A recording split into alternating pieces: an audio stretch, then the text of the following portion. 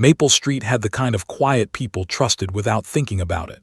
Wide sidewalks, trimmed lawns, American flags hanging from porches that barely moved in the lazy afternoon air.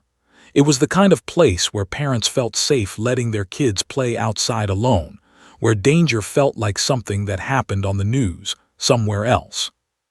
7-year-old Ethan Miller believed that completely. He rode his small blue bike in uneven circles at the end of the driveway, sneakers brushing the pavement every few seconds as he tried to keep his balance. The bike was a little too big for him, a hand-me-down from his cousin, but Ethan loved it anyway. It made him feel older, braver, faster. "Don't go past the mailbox," his mother, Laura, called from inside the house, her voice drifting through the open front window. "I won't," Ethan yelled back, grinning, even though she couldn't see him. Laura returned to folding laundry at the kitchen table. She glanced out the window every so often, watching Ethan wobble, fall, laugh, and get back up again. It was an ordinary moment, the kind people never think will matter later. Across the street, a tan-colored house sat with its side gate slightly open. Most people didn't notice. No one thought much of it. That house had always been off. Loud arguments sometimes. A dog that barked too much. Complaints made, complaints ignored. Ethan pedaled closer to the curb, steering carefully around a crack in the pavement. He slowed, trying to turn tightly when he heard it. A low growl. At first he thought it was thunder or maybe a truck. The sound didn't make sense.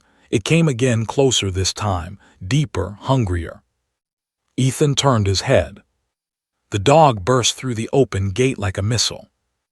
It was big, bigger than anything Ethan had ever seen up close. Muscles rippled under its short, dark fur. Its teeth were bared, lips pulled back in a way that didn't look like a bark or a warning. It was already moving too fast. Ethan froze. The bike tipped sideways as the dog slammed into him. He hit the ground hard, the air knocked from his lungs.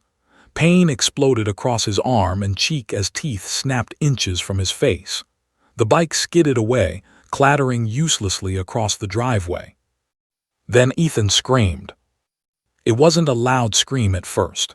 It was sharp and desperate, the kind that comes from pure fear. Blood began to pool on the concrete near his elbow, bright and shocking against the gray pavement. The dog circled him once, snarling, nails scraping the ground. Laura heard the scream from inside the house. Her heart dropped instantly. She didn't think, she ran. She reached the front door, just in time to see the dog lunge again. "Ethan," she screamed, her voice tearing apart as she bolted down the steps barefoot. The dog snapped at Ethan's leg, catching fabric, ripping his jeans.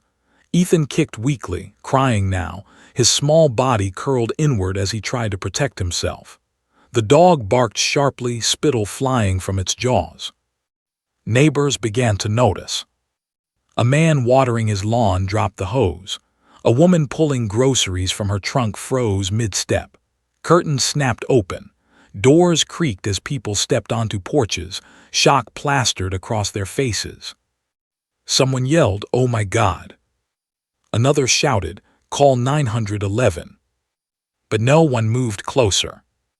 The dog stood over Ethan, blocking Laura as she ran toward them.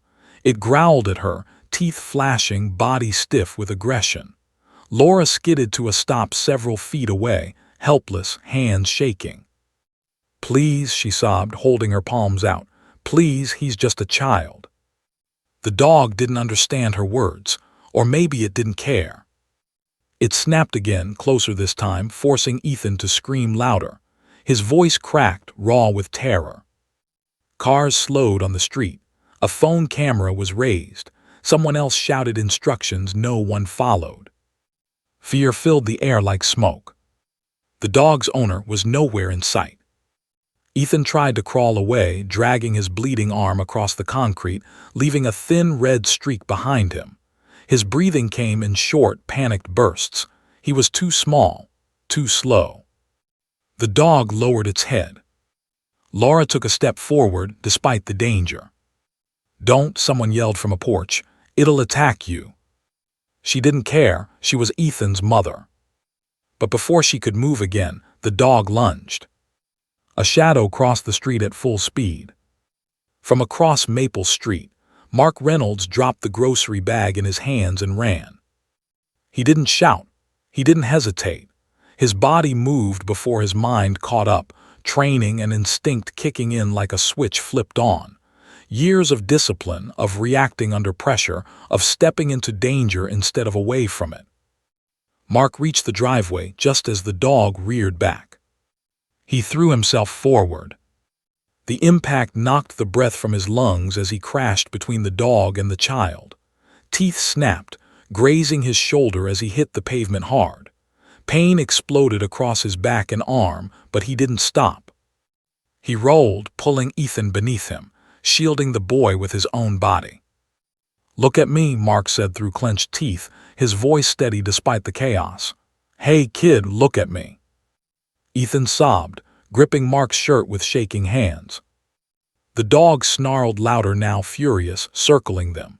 It lunged again, slamming into Mark's side, teeth sinking into flesh this time. Mark grunted, biting back a scream as pain tore through him. Laura screamed his name, though she didn't know it yet. Neighbors cried out in horror. Blood stained the pavement, Mark's blood. Still, he didn't move. He kept his body curled around Ethan, one arm braced, the other pushing against the dog's chest whenever it came too close. His breathing grew labored. His muscles shook. The dog prepared to strike again. And just when it looked like the worst was about to happen, when everyone watching felt certain they were about to witness something they could never unsee, the dog suddenly froze. Its ears flattened. Its growl faded into something else. Something uncertain. Mark felt it hesitate. He looked up, confused, heart pounding. The dog stared past him, eyes locked on something approaching from down the street. And for the first time since the attack began, the animal stepped back. The street fell into stunned silence. Because whatever had just changed was about to change everything. The street was frozen. Neighbors pressed against their doors and windows, some too afraid to move, others too shocked to speak. The dog, massive and snarling just seconds ago, now stood rigid, ears pinned, eyes locked on the far end of Maple Street. The tension was almost unbearable, like holding your breath underwater for too long. Ethan lay curled against Mark, trembling, tears streaming down his small face. Blood ran from a cut on his elbow, bright against the concrete, a harsh contrast to his pale, terrified skin.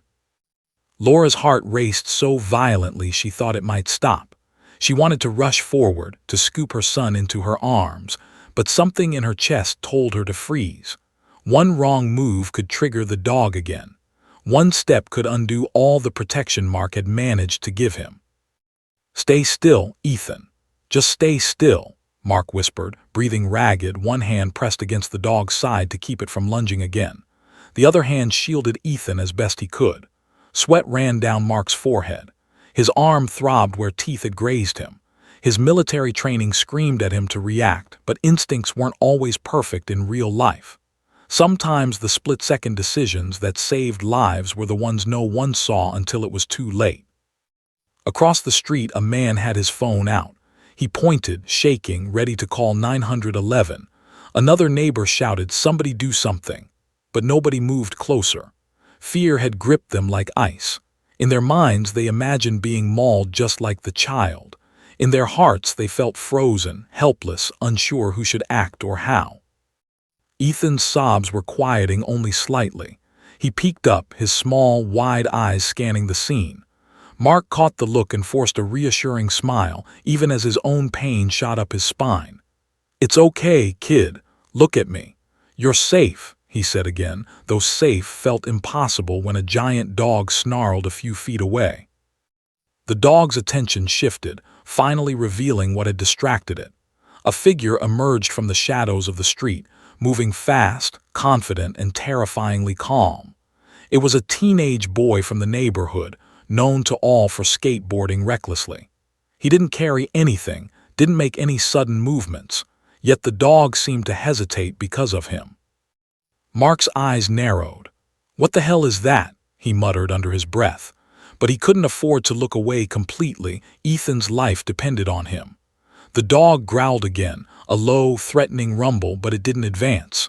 Instead, it backed up slightly, glancing between Mark, Ethan, and the skateboarder. Seconds stretched. The air was thick with tension, almost physical, pressing against everyone's chest. Somewhere down the street, a car horn honked, startling the dog. It lunged toward the street briefly, then spun back toward the open gate, uncertain. Mark's mind raced. He had to protect Ethan, but the dog's unpredictable behavior made every move dangerous. Laura finally found her voice. "Call the police," she screamed, her hands shaking so badly she nearly dropped her phone. A neighbor reached into their pocket, fumbling with a cell phone as another neighbor tried to open their front door to get a better view. The world felt chaotic, yet eerily silent except for Ethan's frightened whimpers and the dog's low growl. Time slowed. Mark could feel every heartbeat as if it were a drumbeat echoing through his chest. He shifted slightly to cover Ethan's head, rolling just enough to shield him from the dog's line of sight. The dog's snarls became frustrated snaps, almost questioning. Mark realized something shocking. The animal wasn't attacking out of pure aggression. It was defensive, cornered, and uncertain. He took a deep breath, trying to stay calm. "Ethan, I need you to be still. Don't move, okay?" The boy nodded, barely breathing. Mark's mind raced, analyzing every muscle in the dog's body.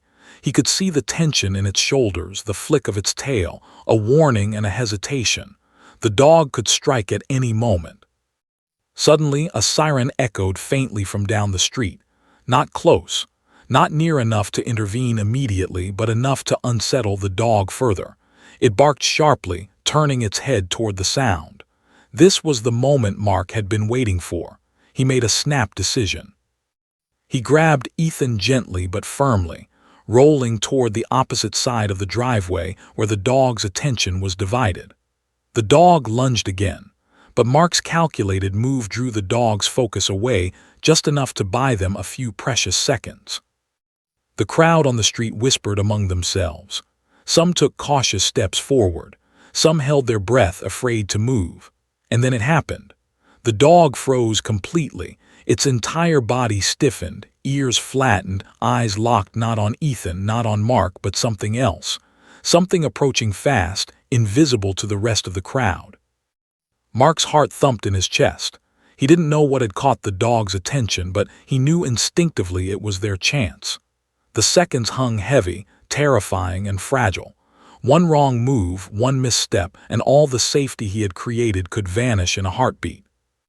And then the dog stopped moving entirely, muscles frozen in mid-step, a low whine escaping its throat. The neighborhood collectively exhaled, hesitantly, unsure if relief was safe yet. Because everyone watching realized one terrifying truth. Whatever was coming down Maple Street was about to change everything. Mark Reynolds' lungs burned, sweat stinging his eyes, blood soaking the sleeve of his t-shirt. He could feel the dog's gaze on him like fire, but he didn't flinch. Every fiber of his being focused on the small, trembling body pressed against his chest. Ethan's wide eyes were locked on him, tears still streaking dirt and blood across his face. The boy's lip trembled as he tried to speak, but no words came.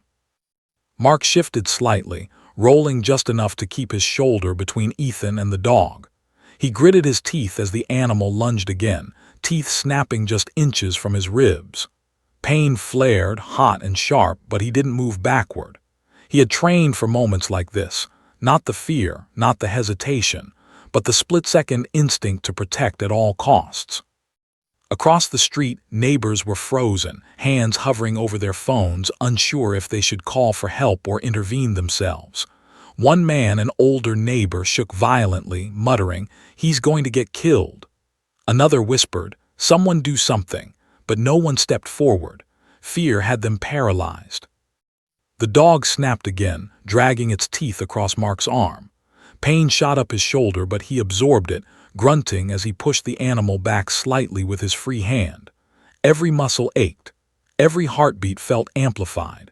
He could see the small boy's shallow breaths, the way his tiny hands clutched Mark's soaked shirt as if it were a lifeline. "Stay down," Mark whispered, trying to calm Ethan, though his own voice shook. "Don't move, breathe slowly." He could feel the dog's hot breath on his neck, its growl vibrating through the air. The sound was terrifying, but there was a rhythm to it. Mark noticed the dog's weight shifting, its movements uneven, uncertain. It wasn't attacking blindly. It was sizing him up. Seconds passed, or maybe minutes. Time was meaningless in the eye of terror. The dog lunged again, snapping at Mark's leg, grazing it, leaving a thin red streak on his pants. Pain exploded, sharp and immediate, but he didn't allow himself to falter. He rolled slightly, pushing Ethan away from the animal's trajectory. His hands ached, his muscles burned, but he kept moving, controlled, deliberate. And then the unexpected happened. The dog froze mid-lunge, ears flattening, eyes locking not on Mark or Ethan but on something behind him. A shadow moved down the street, large, fast, a blur. The dog's lips curled back, its growl shifting into a low whine, almost a hesitation. Mark's heart thumped violently. He didn't know what had distracted the animal, but he knew instinctively it was their only chance.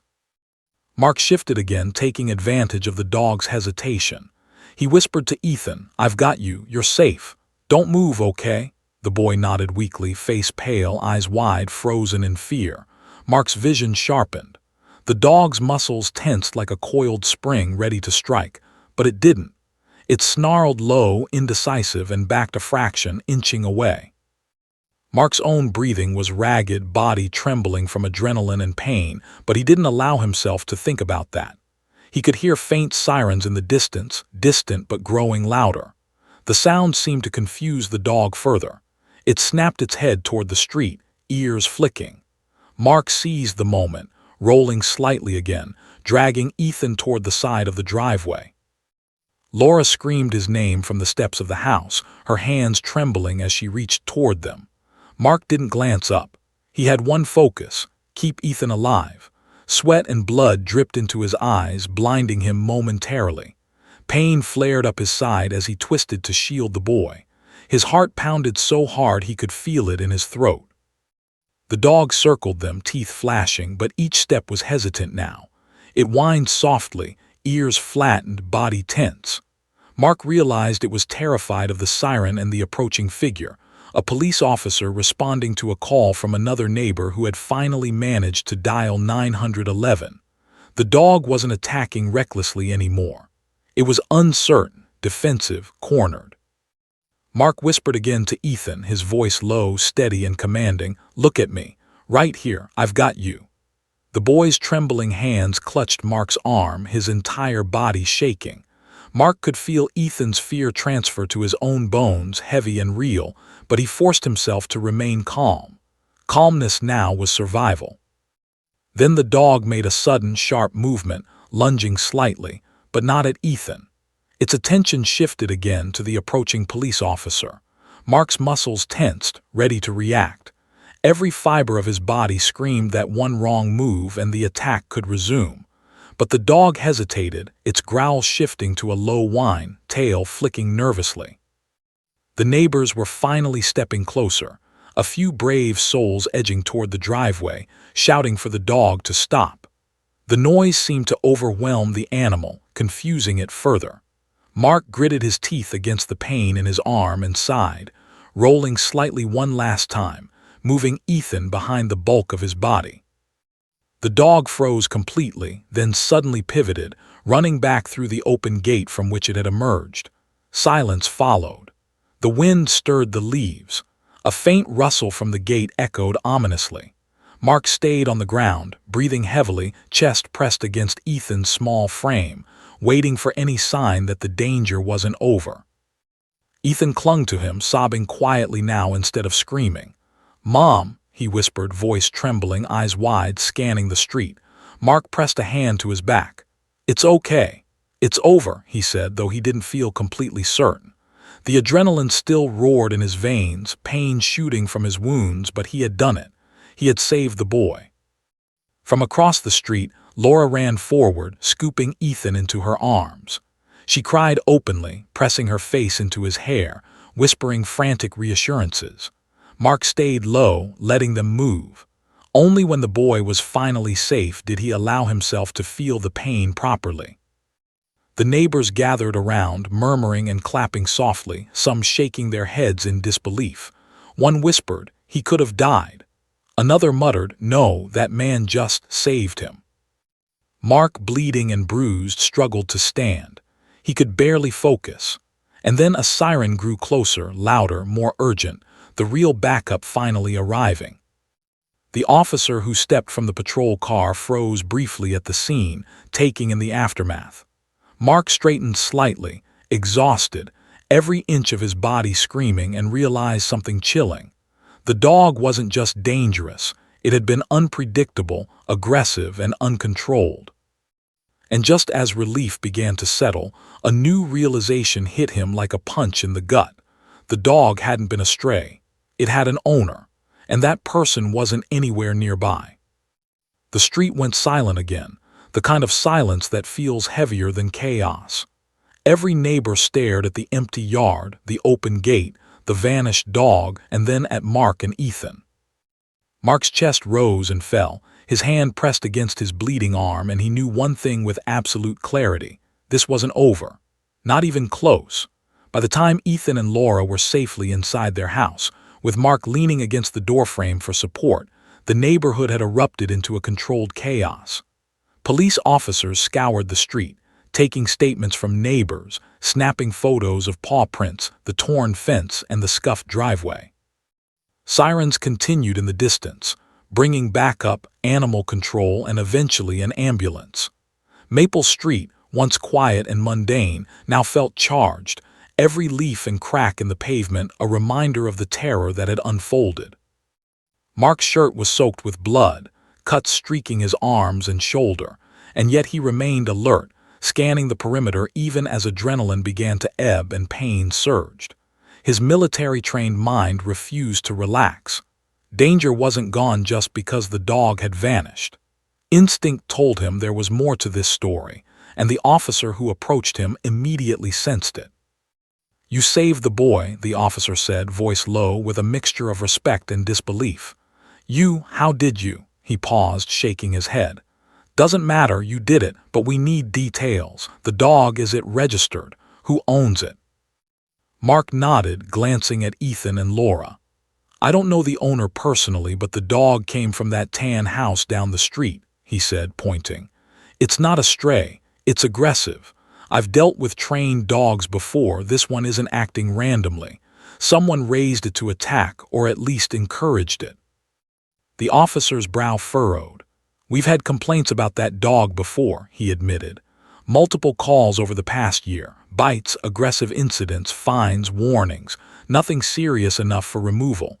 And the owner, well, they tend to ignore complaints. But this—" His voice trailed off as he gestured at Ethan, still trembling, and Mark's own injuries.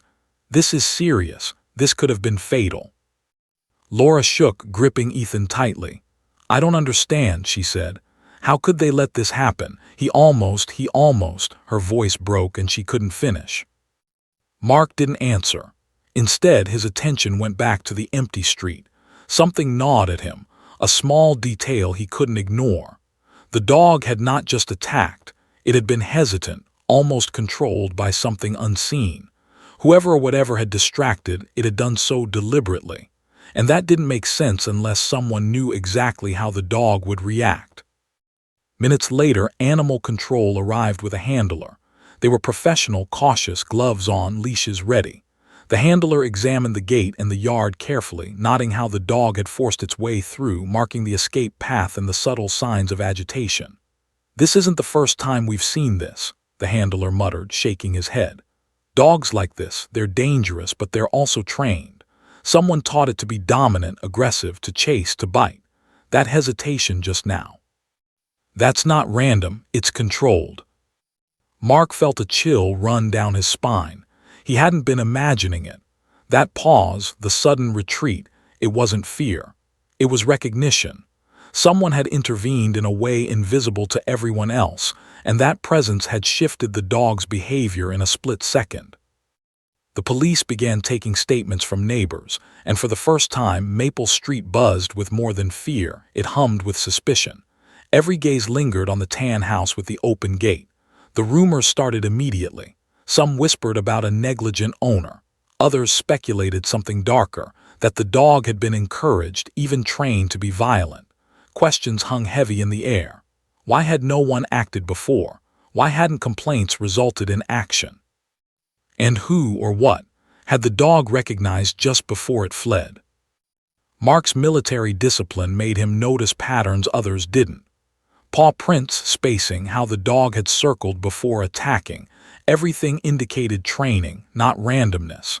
And the presence that had caused hesitation wasn't familiar to the neighborhood kids or adults. It was methodical, deliberate, and unseen.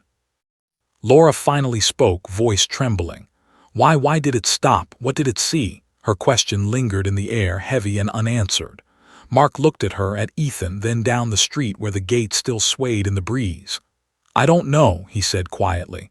But whatever it wasn't random. Something or someone intervened. The conversation shifted as officers spoke into radios, dispatching teams to check other nearby properties, trying to track the dog's path and confirm ownership. News crews arrived, alerted by neighbors posting footage online. The viral clips showed the attack, Mark shielding Ethan, and the chaotic crowd of onlookers frozen in fear. Comments and posts exploded within minutes. People called Mark a hero. People demanded justice. But beneath the praise, an undercurrent of anger rippled through the town. This could have been prevented, one neighbor muttered. They knew that dog was dangerous. The police confirmed it.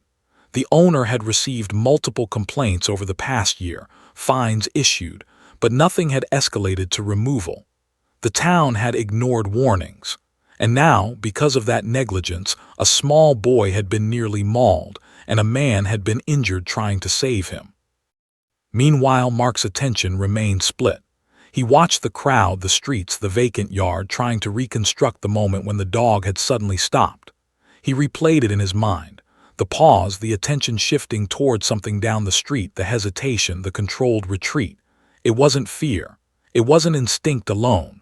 Someone or something had influenced the dog in a split second. And if that influence had been present once, could it reappear?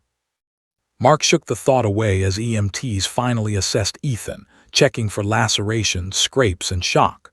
Blood was cleaned, cuts bandaged, and for a brief moment relief began to seep in.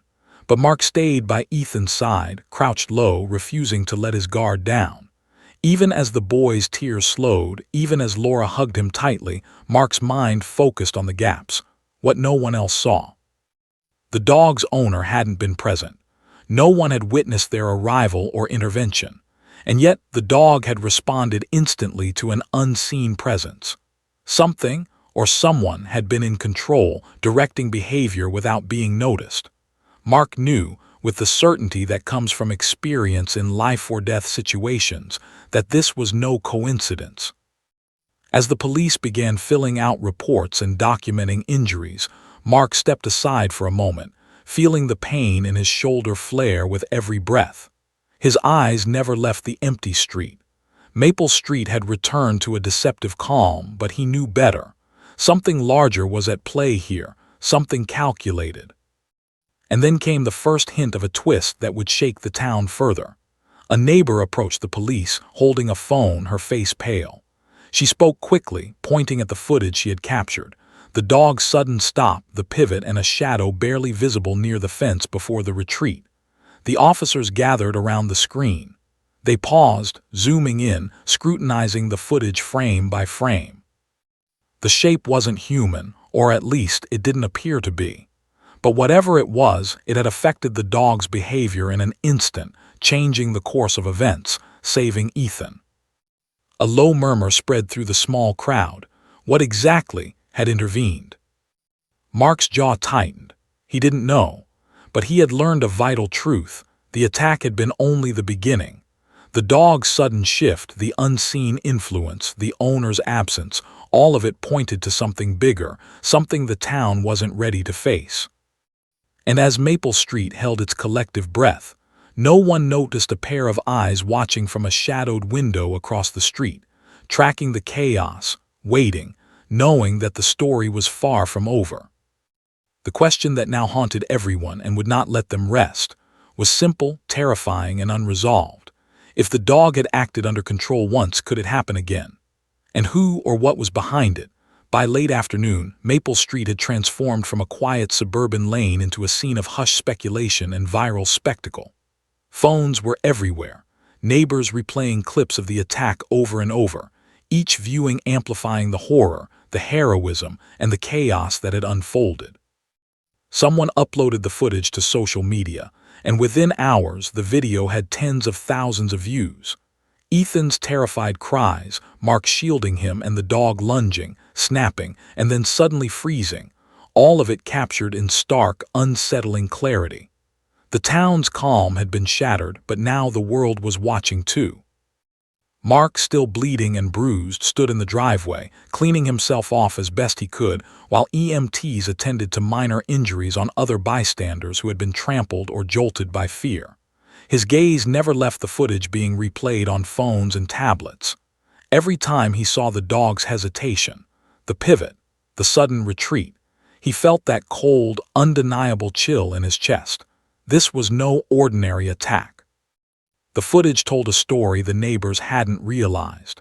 The dog had lunged aggressively at Ethan before he even screamed. There was no provocation. It had come out of nowhere, a bolt of muscle and teeth, leaving the boy defenseless. Mark's bravery had saved him, yes, but the clip showed something else. Hesitation, focus, calculation, not random behavior. The dog had responded to something or someone that none of the neighbors had seen. Comments exploded on social media. Praise poured in for Mark, calling him a hero, a real-life protector, and a man whose instincts had saved a child's life. Anger spread too, toward the dog's owner, toward the town for ignoring prior complaints, and even toward the neighbors who had frozen in terror. The clips ignited a storm of debate. Why hadn't the dog been removed earlier? Why had warnings been ignored? And what had caused the dog to stop at the exact right moment, preventing a true tragedy? Meanwhile, the dog's owner, a woman in her late 30s named Vanessa Reed, had been informed by a neighbor that police were at her property. She stepped outside onto the porch of her tan house, phone in hand, and quickly noticed the growing crowd, cameras flashing and reporters setting up. Her eyes widened as she realized the video of the attack had already gone viral. She raised her hand, half in defense, half in panic, and spoke into her phone for a live stream. My dog has never hurt anyone," she said, voice quivering but defensive. It was just a mistake. Ethan shouldn't have been so close. People are overreacting. This isn't the dog's fault." The statement, broadcast live and recorded for posterity, ignited instant outrage. Comments and replies flooded in, some praising her for acknowledging the incident, most condemning her for negligence, and what appeared to be an attempt to minimize the event. Local news outlets picked it up, framing the story as a mix of heroism, horror, and negligence. Mark's jaw tightened as he listened to the replay of her statement. The anger in the crowd was palpable. People who had witnessed the attack firsthand shouted, pointed, and demanded action.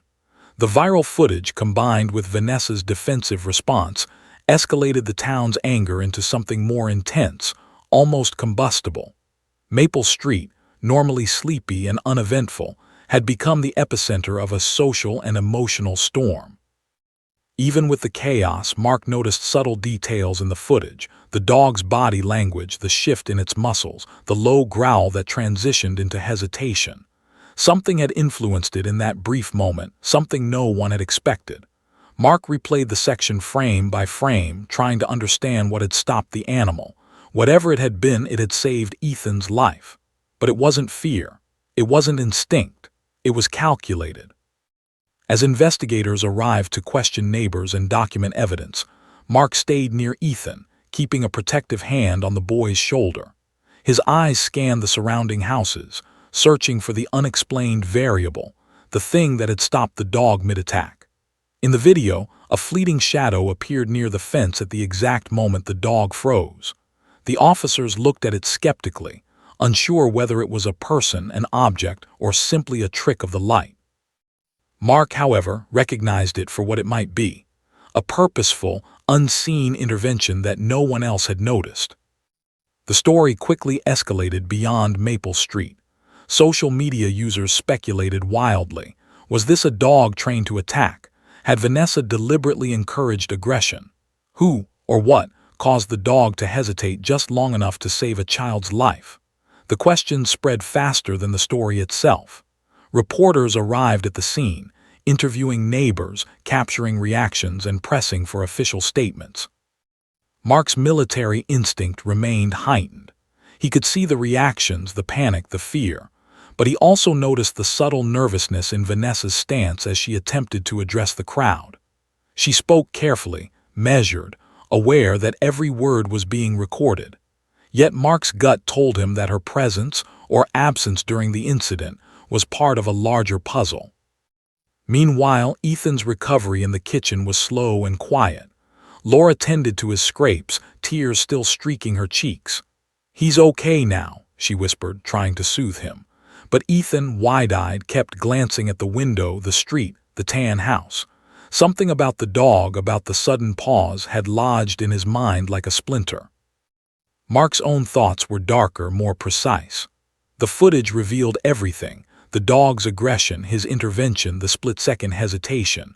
But it also raised new questions.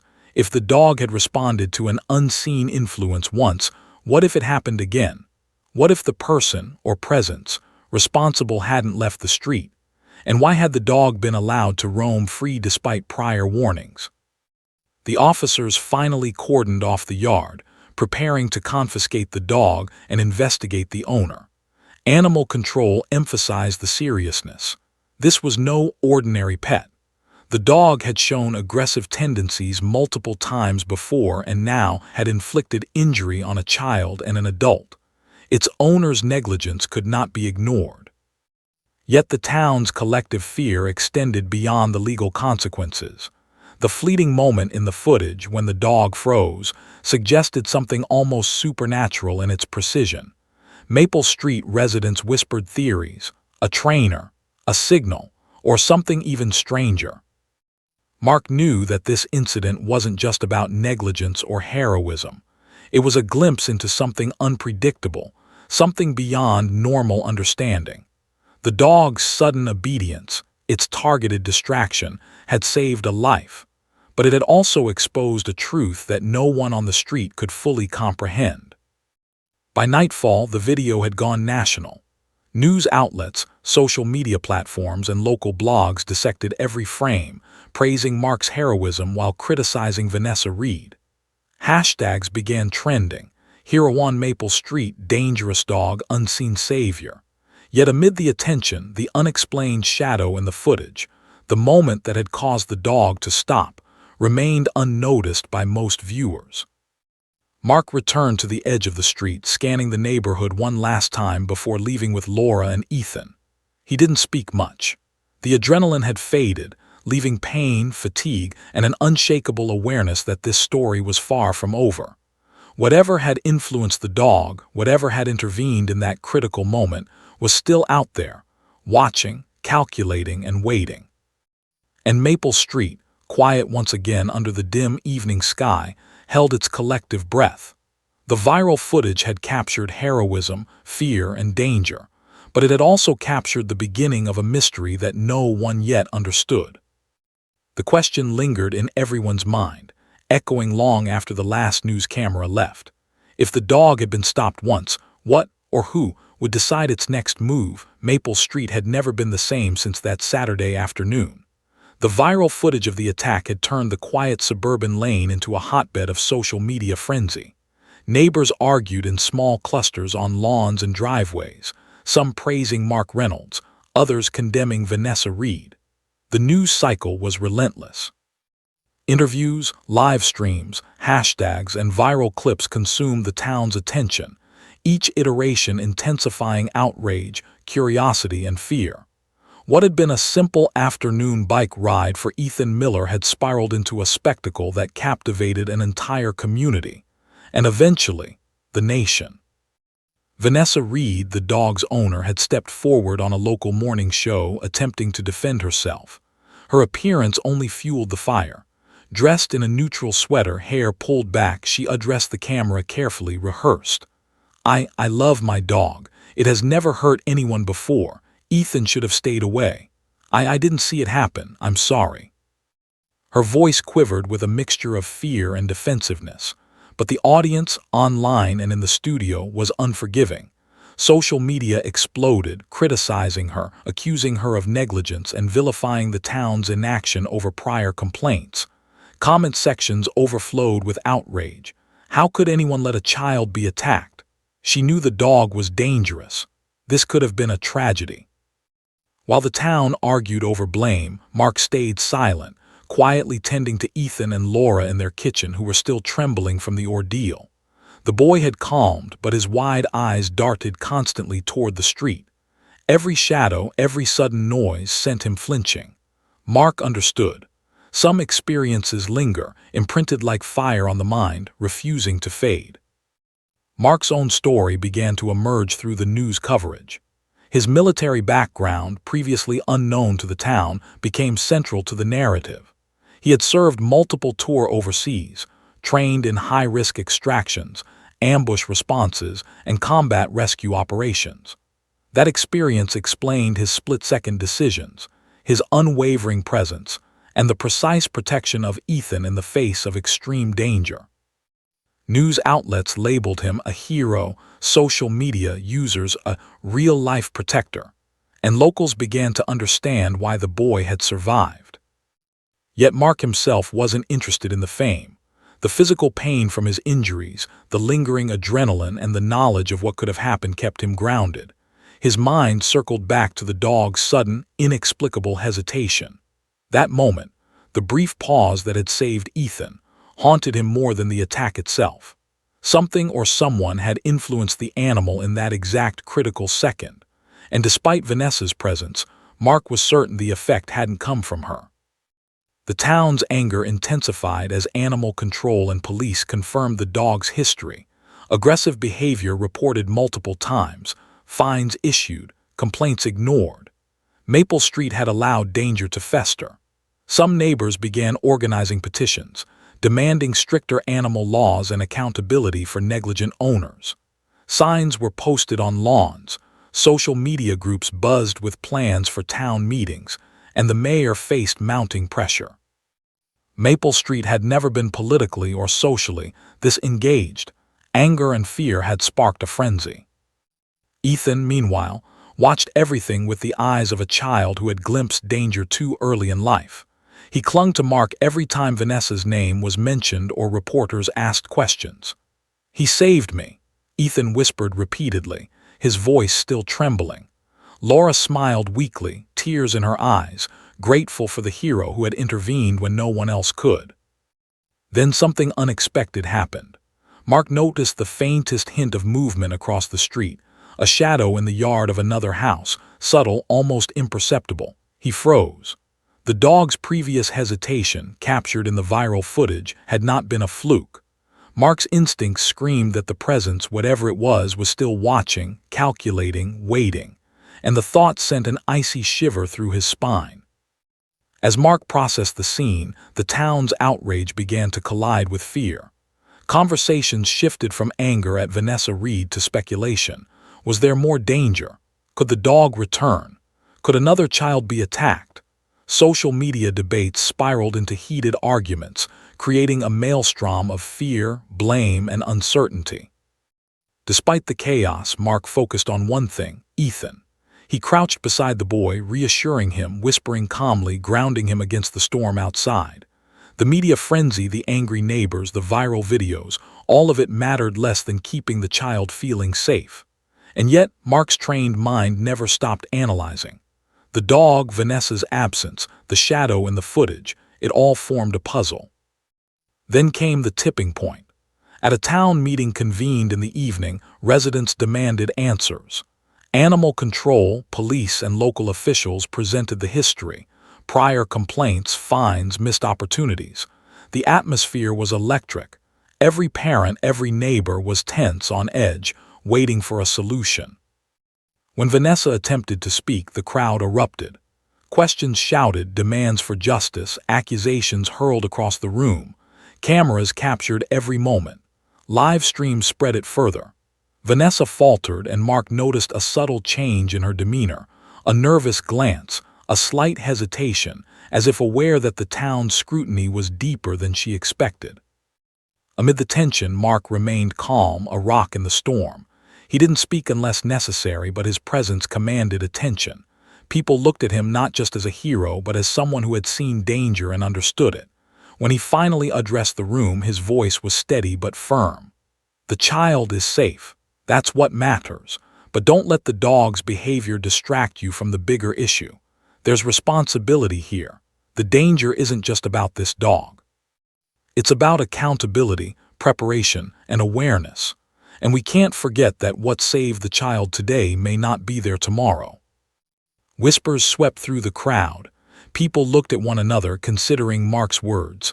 Fear mingled with respect. Then someone in the back raised a question. "What about the footage? That pause, the moment the dog stopped. How do we explain that?" Mark's jaw tightened. No one had noticed what he had, the subtle shadow in the clip, the intervention nobody could explain. He didn't answer immediately, only scanning the room. The truth was complicated, unsettling, and impossible to verify. But he knew it had happened, and he understood the implications. The meeting adjourned with unresolved tension. Maple Street residents returned to their homes, discussing the event, replaying the viral footage, debating what could have happened differently. Outside, the shadows lengthened. A faint rustle came from the tan house's yard. A figure, unseen, careful, watched the street, aware of every camera, every conversation, and the growing attention on the dog and its owner. Mark returned home with Laura and Ethan, exhausted but alert. He knew that while the immediate threat had passed, the mystery of the dog's hesitation, the unseen influence, and the town's fragile sense of safety had only begun. Maple Street was no longer simple. It had become a stage for heroism, fear, and a question that haunted every resident. Who or what had stopped the dog that day? And in the shadows, waiting, calculating, the answer remained hidden. Night had fallen on Maple Street, but sleep eluded its residents. The viral footage of the dog attack had spread across social media like wildfire, and the town buzzed with tension, speculation, and fear. News vans lined the streets earlier that day, their lights flashing, cameras focused on the tan house where the dog had emerged. By now, Mark Reynolds, still bruised, bloodied, and exhausted, had returned home with Ethan and Laura. But his mind remained alert, scanning every shadow, listening to every faint sound outside. Ethan, tucked into bed, still shivered. He clutched his favorite blanket, eyes wide, murmuring, "Will the dog come back, Mark?" Mark crouched beside him, hand on his shoulder, voice calm but steady. "No, buddy, you're safe. Whatever happened today, it's over. You're okay now." Ethan buried his face into the pillow, but Mark knew the trauma lingered. Fear doesn't vanish just because the danger retreats. It leaves marks. Yet Mark couldn't shake the image from his mind.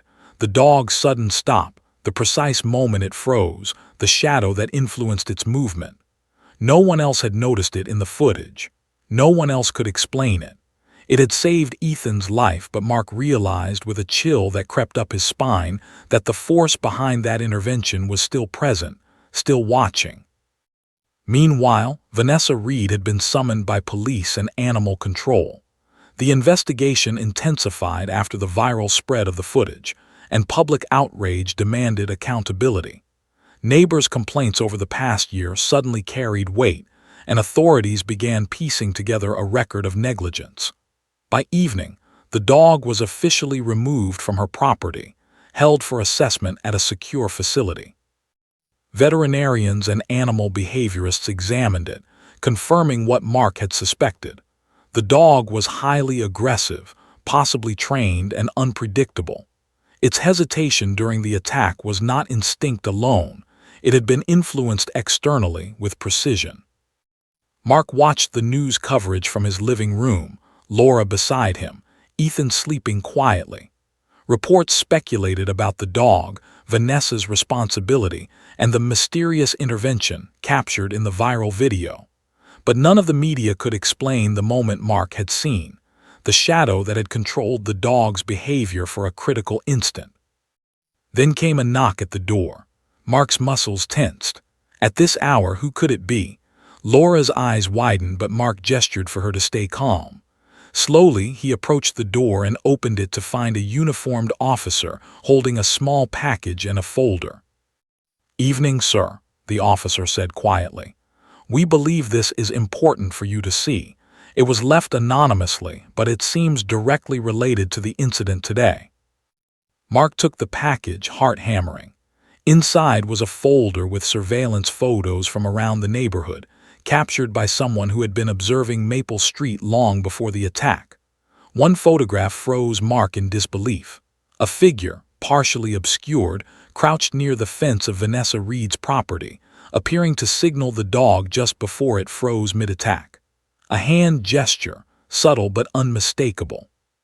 And next to the figure, a small device, too small for most to notice, seemingly controlling the animal remotely. Mark's mind raced. Someone had been monitoring Vanessa's dog.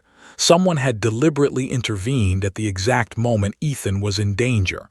This wasn't luck. This wasn't coincidence. And it was Vanessa. He flipped through the folder quickly, finding multiple photos spanning weeks. The shadow appeared repeatedly, guiding the dog, testing its reactions, observing the neighborhood.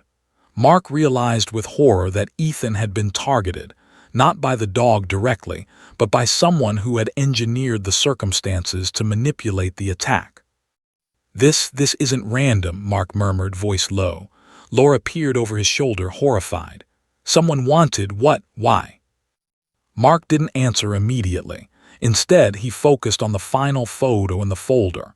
It showed the shadowed figure, device in hand, peering from a second-story window across the street.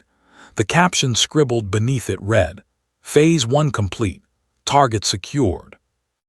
Mark felt the room tilt. Someone had been orchestrating this attack.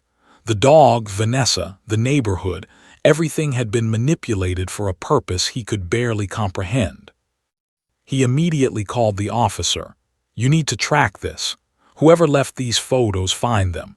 Whoever is controlling the dog, find them. This is bigger than any negligent owner. This is intentional." By dawn, authorities began investigating the surveillance trail, the anonymous sender, and every unusual pattern in the neighborhood. Social media buzzed with updates, heroic rescues, negligent owners, and now a potential criminal mastermind manipulating events from the shadows. Maple Street became national news not just for the attack, but for the mystery that had saved a child's life. Through it all, Mark stayed close to Ethan. He understood trauma in ways most parents couldn't. The boy needed reassurance, a sense of safety, and a steady presence.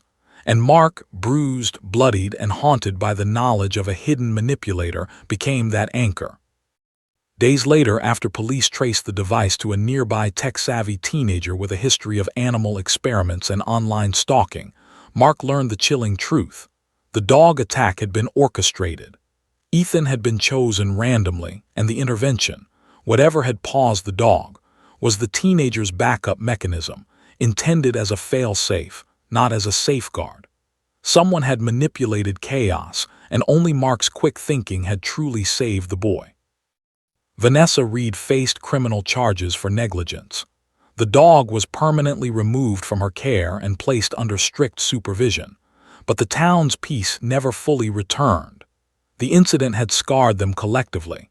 Parents kept children inside, neighbors eyed fences and windows with suspicion, and social media continued to dissect every frame of the footage. Mark's bravery, however, became the legend of Maple Street. He was awarded a civilian medal for heroism, praised nationally for his quick thinking, courage, and ability to act under pressure. Yet he remained humble, insisting the child's life, not his accolades, mattered. And Ethan, the boy slowly recovered both physically and emotionally, though his nights were still haunted by flashes of teeth, snarls, and the shadow he never fully understood. But Mark stayed by his side, not just as a hero, but as a guardian, a mentor, and the man who had faced teeth, blood, and chaos, to ensure that Maple Street had one small victory amid fear. The final twist remained in the back of Mark's mind. The unseen manipulator had been revealed, but the precision, planning, and willingness to manipulate lives had shocked him more than any dog attack. Maple Street had survived the immediate danger, but the lesson lingered. Courage, vigilance, and split-second decisions could save a life, but the world remained unpredictable, full of shadows waiting just beyond the gate. As the sun rose over Maple Street, golden light spilling across the quiet lawns, Mark held Ethan's hand, breathing in the calm for the first time since the attack. Somewhere across town, the figure responsible for the manipulation watched from a distance, unseen but calculating, leaving the final, haunting thought in Mark's mind. Heroism can save a life, but not every danger can be seen, and not every shadow can be trusted. Maple Street would never forget the day the dog attacked, the man who protected a child, or the unseen force that had changed the outcome in the most unexpected way. The town had been shocked, social media had erupted, and Mark had become a hero. But the memory of the teeth, the growls, and the shadow would linger forever. And that was a reality no one could ignore.